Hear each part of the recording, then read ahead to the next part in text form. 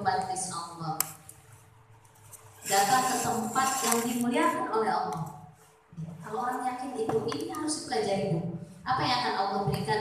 Illa nazalat alaihi sakinah, kecuali Allah akan menanamkan rasa ketenangan, tidak panik, tidak takut. Kecuali, Ibu, sekarang saya mau tanya, apakah hadis Rasulullah ini benar-benar terjadi pada diri kita, atau hanya sebatas di dalam catatan begitu saja gitu? Setelah Ibu datang ke majelis ilmu, majelis di sini, apa yang terasa? Panik atau khawatir? Apalagi kalau di rumah dia cerita ya, tambah panik lagi, tambah khawatir lagi. Tapi kalau udah datang ke majelis ilmu, apa yang akan kita dapat? Ketenangan.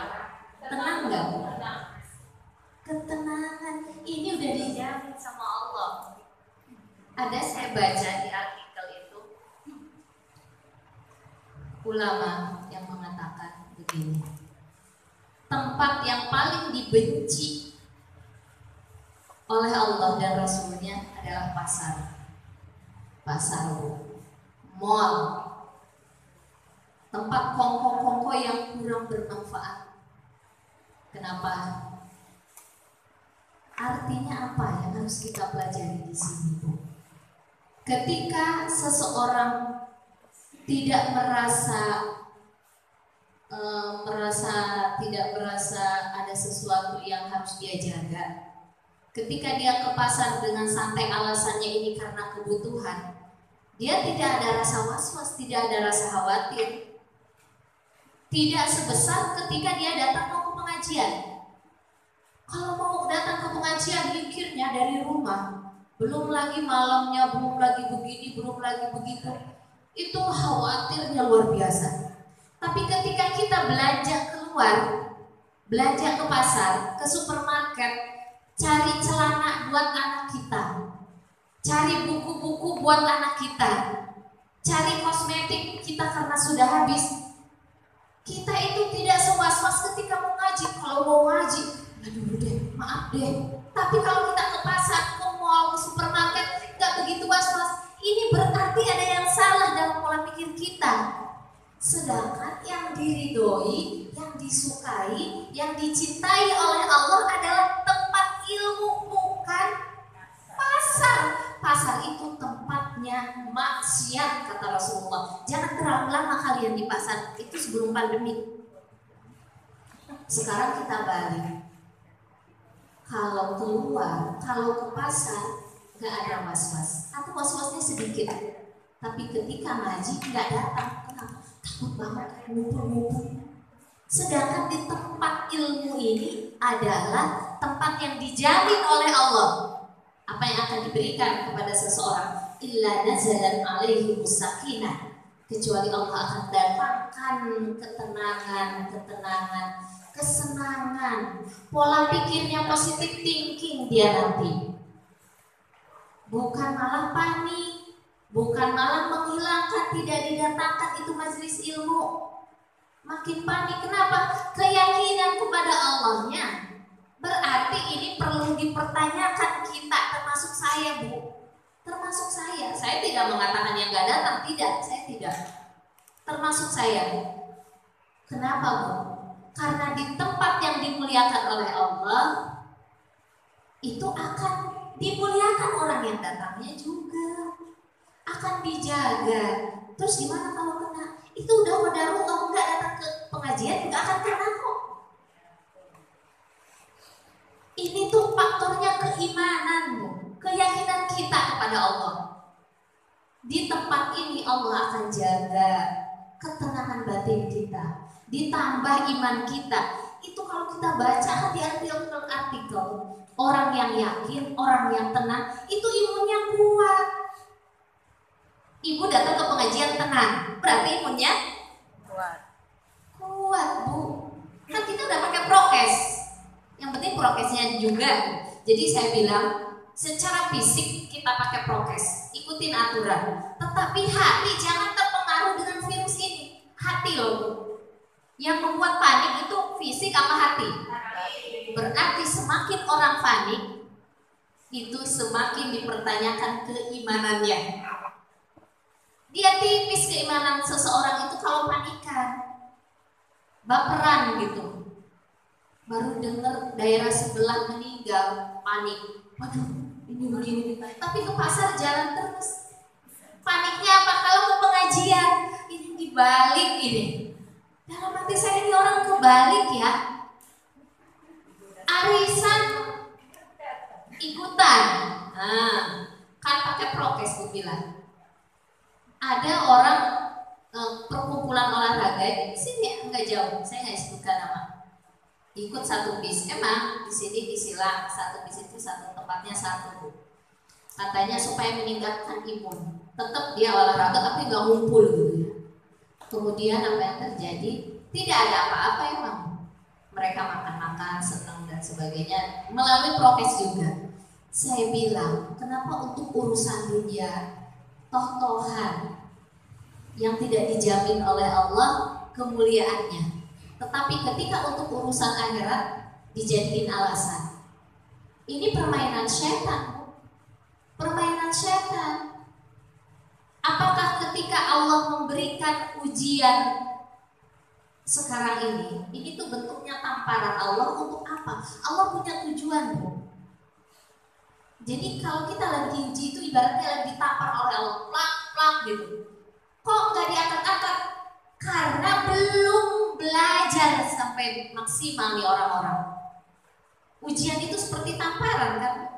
Musibah itu kita tuh lagi ditampar sama Allah.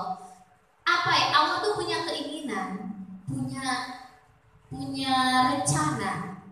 Kalau orang beriman ketika ditampar, dia akan belajar dan mengubah kesalahannya.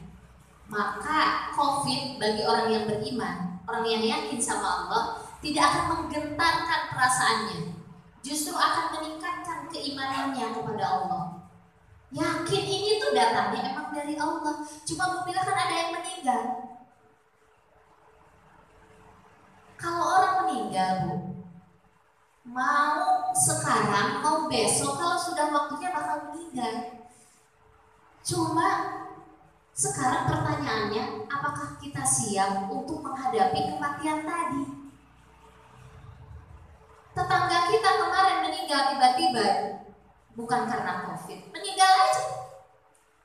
Ketika ada orang meninggal karena COVID, ya emang udah Allah takdirkan karena COVID. Bukan itu masalahnya kata Allah. Bukan COVID atau bukan karena COVID meninggalnya. Masalahnya adalah kalian tuh sebenarnya pengen nanti aja meninggalnya, nggak siap. Takut jadinya, belum begini, belum begitu, belum begini, belum begitu. Akhirnya apa? Dipermainkan oleh setan. Jangan ke sana, jangan ke sini. Boleh gini, karena intinya takut dengan kematian. Kenapa? Belum siap. Gitu yang diajarkan guru saya. Dan apa yang diajarkan oleh Rasulullah? Kapan lagi kalian mau siap? Ini tuh tamparan Allah. Kapan lagi kalian mau siap dikasih nafas dari dulu oleh Allah? Dikasih nikmat karunia oleh Allah.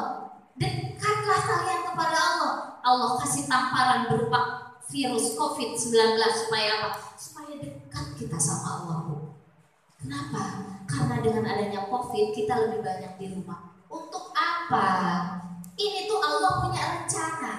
Rabbana ma khalaqta hadza batila, kata Allah tuh, aku tuh nyuruh kalian banyak di rumah. Banyak di rumah kan kerja, banyak yang dirumahkan. Kemudian sekolah dirumahkan. Allah tuh punya rencana, Bu. Kalau kalian di rumah, mungkin kalian buka-buka Al-Qur'an. Yang tadinya nggak rajin baca Quran jadi rajin baca Quran. Yang tadinya kita ngaji nggak sesering ini di Majlis Ta'lim An-Nubalah. Kalau saya prinsipnya ini yang menimbulkan ketenangan jadi banyak. Biasanya untuk perjalanan aja bisa 4 jam saya ke tempat kerja. Ini di apa Zoom aja cuma 1 jam. Lebihnya kemana? Itu Allah punya rencana. Buka Al-Quran, baca Al-Quran. Kemudian kita diinginkan oleh Allah dengan keluarga lebih harmonis.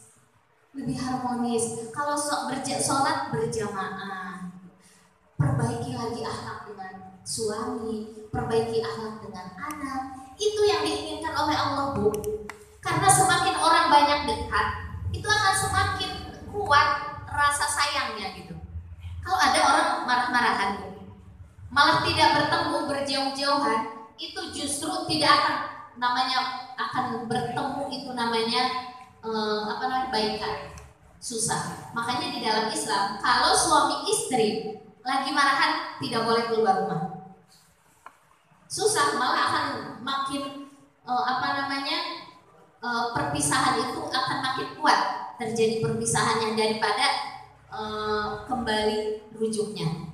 Maka di dalam Islam nggak boleh itu seorang suami, seorang istri ketika marahan, si istri pulang ke rumah orang tuanya. Si suami juga cari hotel buat menenangkan diri, nggak boleh. Rasulullah melarang begitu. Saya di KUA. Jadi apa yang harus dilakukan? Tetap dalam satu rumah. Mungkin karena nggak tahan deh kalau diem-dieman nggak enak, kemudian saling membutuhkan, itu kesempatan untuk kembali itu akan lebih banyak. Begitupun ketika kita COVID ini, Bu. Kesempatan untuk memperbaiki diri dengan anak kita, dengan suami kita, khususnya dengan Allah, ini kesempatan yang terbaik. Jadikan musibah, ujian ini, tamparan ini adalah anugerah buat kita, rahmat buat kita. Jadi kalau sekarang setelah ditampar nggak mau belajar, setelah ditampar nih sama Allah nggak mau belajar, nggak ada perbaikan, gimana nanti kalau nggak ditampar? Gitu. Saya tertampar sekali, Bu, ini dengan kalimat-kalimat ujian ini adalah tamparan bagi kita, memperbaiki diri kita. Jadi harus menumbuhkan keimanan kita kepada Allah, Bu. Kalau di rumah dengan baca Quran aja nggak cukup, ya datang ke pengajian. Emang pengajian mendatangkan COVID, kita sudah prokes, Bu. Kemudian Allah sudah menjamin, illa nazalat alaihi sakinah, akan didatangkan ketenangan. Dan orang yang mendatangi kajian-kajian ilmu ke tempat yang dimuliakan oleh Allah, maka Allah pun akan memuliakan dia. Terus gimana kalau tiba-tiba dia meninggal yang husnul khotimah? Bukan masalah meninggal karena COVID, bukan COVID, tapi sudah siapkah kita ketika kita akan dipanggil oleh Allah Subhanahu wa Ta'ala? Ketika kita dipanggilnya dalam keadaan berilmu, ketika kita dipanggilnya oleh Allah dalam keadaan sekarang ini berjihad di jalan Allah, insya Allah kita harus khotimah. Kan itu intinya ya. Kalau meninggal itu kan datangnya tiba-tiba, Bu. Walaupun emang bentuknya seperti meninggal, seperti sakit, tapi intinya dia akan tiba-tiba, karena orang sakit nggak nyangka bakal meninggal. Jadi orang sakit meninggal, orang sehat juga meninggal. Suka tiba-tiba datangnya. Kata Allah, kapan kalian mempersiapkan untuk mati itu? Maka ditamparlah kita supaya siap, plak-plak, sakit segala macam. Cuma kalau orang nggak bisa ngambil pelajaran tuh, ya sama aja. Ini kenapa Allah belum ngangkat? Karena masih banyak yang Allah kehendaki orang itu baik, belum berubah. Masih jauh dari Allah. Nggak yakin, buktinya apa? Kalau ke pasar dia yakin, usaha dia yakin, ke pengajian dia nggak yakin. Yang lebih bersih tempatnya. Ibu, saya tanya, kita berjualan, kita buka usaha, kita ke kantor, kita ke pasar. Kita berpikir ya, ini saya ingin menguatkan imun kita aja. Ketika kita datang ke pengajian, kalau ke pengajian rata-rata ibu-ibu mandi dulu kan, sholat duha. Habis sholat duha kita mohon sama Allah. Di tempat pengajian dijamin lagi oleh Allah, illa nazalat alaihi sakinah. Kemudian apa? Diturunkan juga rahmat dari para malaikat. Doa malaikat itu gak main-main. Sekarang di pasar tidak dijamin oleh Allah, di kantor tidak dijamin oleh Allah, dan di tempat usaha kita tidak dijamin oleh Allah. Kenapa kita lebih linglung, lebih panik ketika mau datang ke pengajian daripada ke tempat yang tadi itu? Itu harus jadi perenungan. Saya baca Ketua MUI mengatakan, makanya Khalil Nafis ya, saya pernah mengikuti tentang riba di Madrasah Pembangunan. Siapa yang ikut waktu itu ya? Oh iya, beliau ketua MUI-nya ya sekarang. Beliau mengatakan masjid dan musola jangan ditutup sekarang. Enggak ngikutin seperti dulu, tapi pakailah prokes. Karena dia tahu, beliau seorang ulama, bahwa yang akan diberikan kemuliaan, yang akan dijamin ketenangannya oleh Allah justru di tempat ini. Justru imun kita itu bagusnya itu di tempat seperti ini, bukan di pasar, bukan di tempat kerja, bukan di mana. Di tempat kerja itu kalau tertutup, itu kalau ada yang kerja di satu kantor ya, kan tertutup tuh ruangannya. Kalau ada yang kena satu, itu rata-rata kena semuanya. Rata-rata. Kenapa? Karena emang gak ada lubang udara. Dan di situ bukan ketenangan yang didapatkan, malah pekerjaan yang numpuk. Apa yang didapatkan? Stres, depresi. Itu justru yang lebih banyak kemungkinannya kena dibanding musola dan masjid. Sekarang coba merubah pola pikir kita gitu Bu. Saya banyak baca-baca artikel kenapa ya orang panik gitu kalau suruh datang ke pengajian. Masya Allah, di rumah kan gak nyelesain masalah juga di rumah Bu. Nah seperti itu. Jadi kalau seandainya kita kena meninggal, masalahnya adalah kita siap enggak menghadapi kematian itu. Karena meninggal itu akan datang dan la yastakhiruna sa'atan wa la yastaqdimun. Itu udah dicatat Bu di zaman sananya. Bukan berarti kalau kita jaga-jaga kemudian apa yang terjadi? Oh nggak jadi meninggal. Nggak begitu. Akan meninggal juga, gimana aja caranya. Cuma kita udah siap belum ya? Udah perbaiki diri belum ya gitu. Ibu terus terang, bagi saya COVID ini anugerah, bagi saya rahmat. Jadikan ini anugerah, ujian itu. Jadikan dia rahmat, sesuatu yang mulia buat kita. Kenapa? Dulu sebelum ada COVID, kita jarang sekali berjamaah sholat. Jarang sekali Bu saya. Kenapa? Ya masing-masing aja. Terus kalau udah masing-masing, kan tidak tepat waktu. Kalau berjamaah, dia jam segini, ayo kita sholat. Nah, sholat perbaiki. Kemudian dulu saya ikut pengajian paling seminggu sekali. Karena lewat Zoom itu kan nggak ada ya. Lewat Zoom itu nggak ada. Kita ya datang aja. YouTube itu nggak jarang kok. Sekarang pengajian ngadain seminggu 3 kali. Karena apa? Aksesnya mudah dan kita di rumah terus. Itu meningkatkan keimanan kita. Hari ini tentang tafsir Quran. 2 hari kemudian tentang tasawuf. 2 hari kemudian tentang sejarah Rasulullah. Kemudian 2 hari sekali pokoknya Bu. 2 hari lagi tentang presentasi bagaimana kok kita dapat hidayah. Semuanya 2 hari sekali Bu. Di situ yang mungkin harusnya kita belajar 10 tahun, dalam 1 tahun bisa kita dapat. Berarti peningkatan keimanan kita kepada Allah melejit kan? Itu ada anugerah di situ. Dengan COVID ini jadikan ini anugerah, rahmat, hidayah Allah. Jangan gak ada apa-apanya, rugi. Nanti ketika tamparan Allah sudah diangkat, ujian ini sudah diangkat, kita mau jadi apa? Tambah rusak, tambah bobrok. Kan anak kalau ditampar itu gak berani lagi ya. Kalau kita sekarang lagi tampar gak ada perubahan, gimana kalau lagi disatain? Gak ada apa-apa gitu, santai aja. Aduh ya Allah, rugi ya. Kita ambil hikmah itu Bu. Jadikan ini tuh anugerah yang rahmat. Jangan saya masih biasa aja sebelum COVID sama setelah COVID. Aduh itu bukan orang beriman Bu. Bukan orang beriman.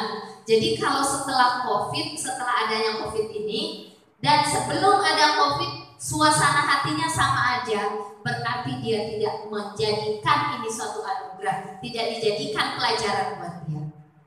Ini yang rugi. Karena setelah pelajaran ini hilang, ini kan ada waktunya Bu, nanti diangkat ini sama Allah Bu. Insya Allah akan diangkat oleh Allah. Gak ada yang ujian terus-terusan, gak ada. Ini akan diangkat nanti oleh Allah ketika emang waktunya sudah tiba. Sudah banyak ambil pelajaran kah orang-orang yang beriman atau belum? Itu intinya. Sudah ambil banyak pelajaran kah? Ternyata kita sama aja merugi. Nanti tambah berantakan hidup kita. Tapi kalau sekarang kita memperbaiki diri, insya Allah setelah ini diangkat kita akan lebih baik lagi. Gitu ya Bu ya. Ini penguatan aja. Adalah masjid, musola. Jadi jangan gentar dengan masjid dan musola. Jangan sampai kalah dengan ketika kita berangkat ke pasar, ketika kita buka usaha, ketika kita berinteraksi dengan orang lain. Tapi kalau ke masjid, ke musola ngaji gentar, mau sholat gentar, khawatir, takut. Tapi kalau di pasar, di rumah, belanja biasa aja, nggak ada rasa takut. Nah itu berarti dipertanyakan keimanan, keyakinan kita kepada Allah. Kita teruskan yang minggu kemarin. Semoga bermanfaat yang tadi ya Bu ya.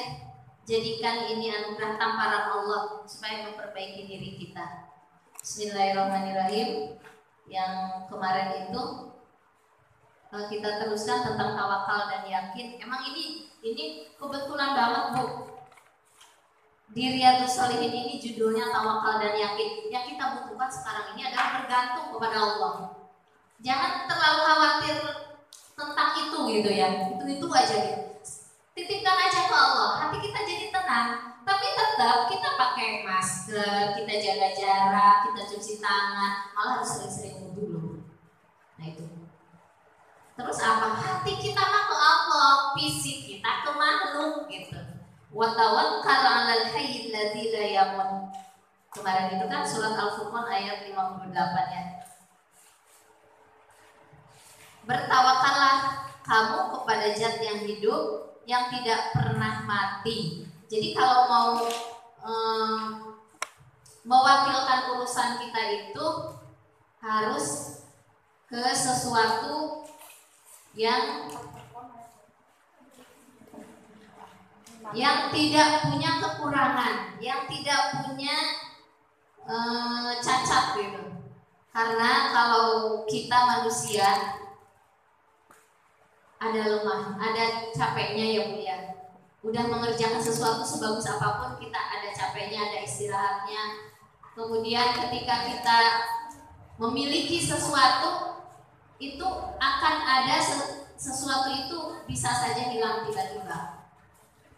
Bisa saja hilang tiba-tiba, udah dikumpul-kumpul tiba-tiba anak sakit habis lagi. Udah dikumpul-kumpul kecurian habis dan sebagainya. Kita tuh banyak kelemahannya. Kenapa kata Allah kamu tuh jangan bergantung dengan manusia atau jangan bergantung dengan makhluk. Kita itu gak boleh bergantung Ibu. Ketakutan kita terhadap virus ini itu artinya kita bergantung dengan makhluk. Virus ini kan makhluk. Itu bikin gak tenang, bikin gak nyaman, bikin panik. Orang panik itu karena bergantung hatinya dengan makhluk, bukan ke Allah. Coba kalau ke Allah, saya titipkan ya Allah hati saya, pikiran saya, bahwa ini semua didatangkan oleh Engkau kepada kami.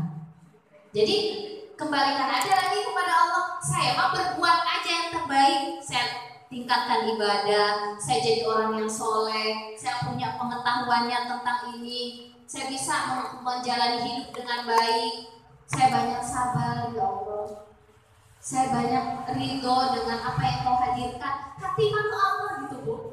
Sabar saya Allah, jadikan saya orang-orang yang bersabar. Mohon, saya ini lemah ya Allah. Untuk urusan itu saya titipkan deh sama Engkau ya Allah. Saya mah sekarang bagaimana jadi orang yang sabar, tidak maksiat. Saya ridho dengan yang dihadirkan. Suami tiba-tiba begini, anak begini, orang tua begini. Saya ridho ya Allah. Saya dengan COVID ini jemput saya ridho. Ternyata ini tuh bukan musibah ya Allah. Ini anugerah, ini rahmat. Tamparan Engkau ini rahmat gitu. Jadi mikirnya ke Allah terus gitu Bu. Ke Allah, ke Allah. Masalahnya gimana? Titipkan aja sama Allah, jangan dipikirin. Kita kebalik, kenapa kita jadi panik, jadi resah? Karena kita mikirin makhluk Allah, mikirin suami, kata suami, mama jangan itu rumah, itu kan lagi banyak nih gunting-guntingnya. Tapi kalau kita usaha dibolehin, jadi kita ke pasar juga dia santai aja, belanja ke tukang sayur santai aja dia. Pas kita udah dandan, udah sholat duha, udah bersih, mau kemana? Jangan dulu, itu kan ngumpul-ngumpul. Begitu kan? Apa yang terjadi, Bu? Kita harus cerdas. Dalam kondisi seperti ini tuh kita harus cerdas dan cerdaskan suami dan anak kita, supaya mereka juga nggak panik, supaya hati mereka juga bergantungnya kepada Allah. Gantungkan hati kita kepada Allah, fisik melakukan yang terbaik menurut manusia. Kenapa kita punya harta, kata Allah? Nggak boleh hati bergantung dengan harta. Tapi di tangan boleh banyak, di tabungan boleh banyak, tapi ini tuh nggak memeretek gitu. Itu akan merusak diri kita, keyakinan kita kepada Allah. Jadi itulah yang bergantung itu kepada zat yang bisa mewakili segala urusan-urusan kita. Ini ada kata-kata Ali bin Abi Thalib, cucunya Ali bin Abi Thalib, berarti cicitnya Rasulullah.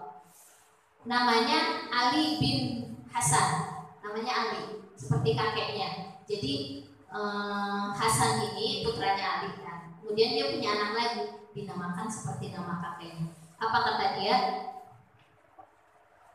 Jika kita beriman kepada Allah, yakin kepada Allah, tawakal kepada Allah, yang memang udah dijelaskan kemarin, wala takilni ila nafsi fa'ajizu anha, maka kalian itu jangan bertumpu kepada jiwa yang jiwa kita itu lemah.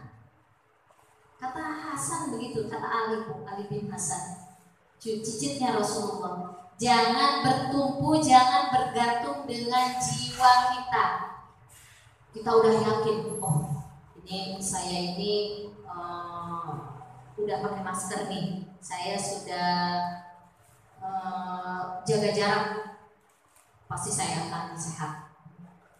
Enggak juga, Bu. Jangan bertumpu dengan jiwa kita. Titipkan sama Allah. Saya sudah berusaha, terserah Allah. Udah begitu, tenang, Bu. Kemudian kadang-kadang kita suka begini, udah titipkan sama saya, beres dan semuanya. Jadi dia mengandalkan kemampuan dirinya gitu. Kadang-kadang suka begitu ya, udah titipkan sama saya, nanti bereslah semuanya. Nggak ada Allahnya di dalam hati kita. Itu berarti menggantungkan urusan yang lemah kepada yang lemah diri kita. Akhirnya apa, Bu, yang terjadi?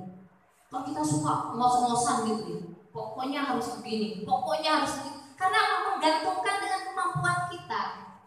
Pokoknya harus begini. Nanti kalau tidak tercapai urusan itu, nah di situ kita itu akan bingung. Karena apa? Andelin diri kita, kemampuan kita, kehebatan kita. Saya kan udah tahajud malam, pasti dia bisa, pasti. Tapi bukan ke Allah yang harus sudah tahajudnya. Enggak, tahajud itu fisik, tapi hati sama Allah. Yang selanjutnya kata Ali bin Hasan, wala takilni ila makhluqati fayudayyamuni, dan jangan kalian bertumpu kepada makhluk. Kalau tadi terhadap diri kita, sekarang enggak boleh mengandalkan bertumpu kepada makhluk, mereka akan menyia-nyiakan kita. Bila suami saya itu sayang banget, bakalan deh dia nyanyain saya. Ibu penyayangnya itu sampai berapa tahun? Ketika ajalnya udah Allah ambil umur 65 tahun, sayang lagi nggak dia sama kita? Malah dia yang butuh sayang dari kita, didoain, dibacain. Artinya apa? Kalau kita bergantung ke makhluk, ke orang tua punya jabatan, punya harta yang banyak, kita bergantung ke dia, santai-santai kita itu berbuat semena-mena lah ke orang juga karena emang punya jabatan orang tua kita. Ketika orang tua kita meninggal, kan orang yang semena-mena, santai-santai itu banyak dibenci orang ya. Udah hidupnya berdatangan masalah hidup. Karena dia bergantung dengan orang tuanya. Ada ceritanya, seorang anak, orang tuanya punya power yang luar biasa, dan dia semena-mena ke orang lain. Apa yang terjadi? Ketika orang tuanya koma di rumah sakit, dia dibunuh sama musuhnya dia juga. Kenapa? Ketika orang tuanya lemah, dia dibunuh. Karena ketika orang tuanya punya kekuasaan, orang lain gak ada yang bisa bergerak, berkutik. Si anak ini bergantung kepada orang tuanya. Terjadi nggak bisa berbuat apa-apa si orang tua yang hebat tadi. Ketika kita disayang sama suami mencurahkan seluruh kasih sayangnya kepada kita, seluruh kemampuannya untuk kita. Ketika kita bergantung kepada suami, tiba-tiba dia diambil oleh Allah. Apa yang terjadi? Depresi, stres luar biasa. Makanya ada seseorang yang ditinggal oleh pasangannya karena terlalu menggantungkan hidupnya sama dia, itu berbahaya. Kenapa Allah tidak? Allah itu gak mau dicemburuin. Allah itu gak mau. Allah itu orangnya terlalu cemburu dengan makhluknya. Sebetulnya untuk kepentingan kita loh. Karena apa kata Allah, makhluk itu lemah. Kenapa kalian bergantung kepada makhluk? Bukan bergantung kepada aku, kata Allah begitu. Kita kan suka bergantung dengan manusia ya Bu Yas, yang selama ini kita pahami ya Allah. Saya pernah mendengar ada seorang, saya tidak sebutkan nama, orang itu punya kekuasaan yang tinggi, punya harta yang banyak, cerdasnya di atas rata-rata. Kalau nggak salah IQ-nya 200. Ibu mungkin bisa membaca. Tapi apa yang terjadi ketika ditinggalkan oleh sang istrinya? Depresi ibu, setengah gila, cuma nggak diekspos. Itu kalau makan harus disediain juga buat istrinya. Bertahun-tahun itu. Dia kayak ngapin istrinya, nggak ada orang di situ. Psikiater semua sudah didatangkan. Apa yang terjadi? Kata beliau, hanya dekat dengan Allah saya semakin tenang. Itu lama prosesnya. Akhirnya dia bikin cerita ketika dari mulai pertemuan dengan kekasihnya itu sampai jadi pasangan hidupnya, sampai meninggal dibikin cerita. Kata psikiaternya itu mungkin akan mengurangi beban karena pikirannya tercurah ke situ. Tapi itu nggak bisa nyelesain masalah juga, kata beliau. Apa? Saya didekatkan dengan Allah dengan belajar agama. Ujung-ujungnya ke Allah juga. Jadi kenapa kita nggak boleh bertumpu kepada makhluk? Makhluk itu akan menyanyiakan kita pada akhirnya. Tidak akan bisa membantu kita gitu. Bisa saja dia stroke karena dengan sakit gitu ya. Atau tiba-tiba dia berhenti bekerja karena di PHK. Bisa begitu kan? Atau karena dipanggil oleh Allah. Maksud menyanyiakan itu begitu Bu, kata Ali bin Hasan. Jadi harus gantungkan tuh semuanya. Tapi kan yang cari nafas selama ini suami itu kan secara kelihatan mata ya Bu ya. Hakikatnya itu Allah. Coba kalau kita bergantung kepada Allah, tiba-tiba suami kita dirumahkan. Kalau kita bergantungnya sama Allah, kita tidak akan kapur Bu. Malah kita akan menjadi orang yang sabar. Tenang aja Bang, yang masih disisikan Allah, bukan pekerjaan abang di kantor. Emang sih mungkin bergelayut ya antara nafsu dan keyakinan kepada Allah itu tergantung keimanan. Kalau keimanannya kuat dia langsung tenang. Tapi kalau nggak kuat tapi dalam keadaan masih ngaji gitu, oh iya kan kata hari ini begini, kata saja begini, kata Ustaz begini, udah tenang aja. Allah nutup rizki di sebelah sini, Allah buka di sebelah sini. Intinya apa? Artinya tamparan Allah itu sebetulnya untuk meningkatkan keimanan kita. Itu tuh ditampar sama Allah kita tuh. Tadinya dia jualan di tempat-tempat ramai dia jualan. Sekarang kami tidak boleh jualan lagi. Akhirnya kami jualan di sini dibolehin sama Pak RW. Dia mau keluar semua keluhan-keluhan itu. Dalam hati ini gak mendidik di TV. Buktinya dia masih bisa makan. Kata dia hanya bisa untuk makan. Emang kita itu mencari sesuatu yang lebih kan sebetulnya untuk ditimbun kan Bu ya. Yang penting kan buat bisa dimakan. Intinya bukan itu, bukan dikasih pekerjaan atau diambil pekerjaan, tapi yakinkah kita kepada Allah sang pemberi rezeki tadi gitu. Itu akan menimbulkan ketenangan. Walaupun dalam kondisi susah, tapi hati kita tetap bahagia, hati kita tetap gembira, hati kita merasakan ya Allah ini anugerah Engkau. Coba kalau nggak dikasih COVID, saya mungkin ya lupa lah gitu, nggak meningkatkan nggak rajin sholat, ini nggak dekat sama keluarga, nggak dekat dengan Al-Quran. Coba sekarang tingkatkan pemahaman bacaan kita, kemudian pengetahuan kita tentang Al-Quran. Gitu.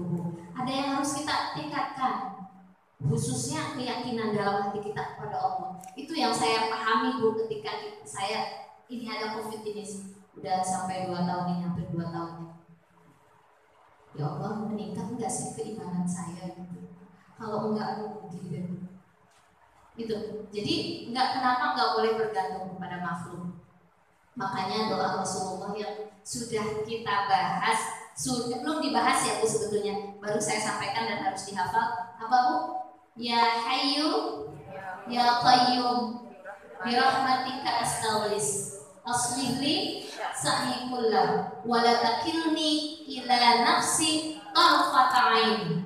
Ini sama intinya dengan di atas. Itu yang di atas diungkapkan lebih detail oleh cucunya Rasulullah, oleh cicitnya. Kalau ini langsung dari mulut baginda kita Rasulullah Sallallahu Alaihi Wasallam. Wahai zat yang maha hidup, yang hidup itu nggak punya kelemahan, nggak punya kekurangan, yang mengcover segala kebutuhan kita, mengcover segala batin lahir kita. Bukan lahir doang Bu, sudah dikasih makan, dikasih tempat tinggal, dikasih buat jalan-jalan, ongkos buat anak. Bukan hanya itu, Allah yang mencukupkan batin, rasa bahagia kita, senang kita, sedih, alhamdulillah senang lagi Allah, kita dikasih kesabaran dan sebagainya oleh Allah. Ya Hayyu yang maha hidup, Ya Qayyum yang maha berdiri terus-terusan. Kenapa di sini Qayyum Bu? Karena tanda berkuasanya seseorang. Kalau seorang presiden, sehebat apapun orang itu, paling lama dia bertahan 20-30 tahun jadi presiden. Seperti Presiden Soeharto, banyak banget. Tapi adakah orang yang jadi presiden seumur hidup? Gak ada presidenan ini. Gak ada yang seumur hidup. Ada orang yang seumur hidupnya bisa dari awal dia berkarya sampai dia mati, sampai dia umur 90 tahun, kekuatannya, kekuasaannya sama. Kekuatannya tetap energi, tetap kuat. Gak ada. Arti Qayyum itu berarti kekuasaan, berdiri terus menerus. Tapi kalau Allah tidak henti-hentinya berkuasa, tidak henti-hentinya dia memiliki kekuatan, maka ayat yang paling fenomenal di dalam Al-Quran, rajanya ayat disebut apa? Surat ayat kursi. Allahu la ilaha illa huwal hayyul qayyum. Di situ Allah yang maha hidup, Allah yang maha kuat, maha perkasa.